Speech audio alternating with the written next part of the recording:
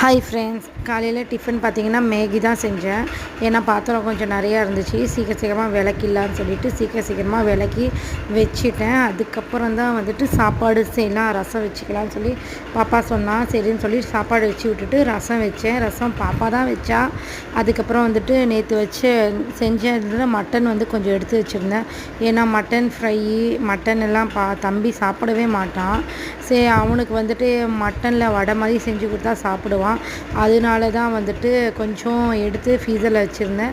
அதனால் இன்றைக்கி வந்துட்டு கொஞ்சம் மட்டனில் வந்துட்டு வடை செஞ்சேன். இது மட்டன் வடை இல்லை, எங்கள் இதில் வந்துட்டு இது சாமியா கபாப்னு சொல்லுவோம். அதுதான் செஞ்சேன்.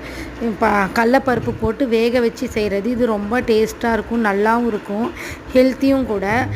பையன் வந்து சாப்பிட்ருவான். அதனால தான் ரசம் வச்சு அவ்வளோதான் ஃப்ரெண்ட்ஸ், ரசம் வச்சு சாப்பிட்டுட்டோம்.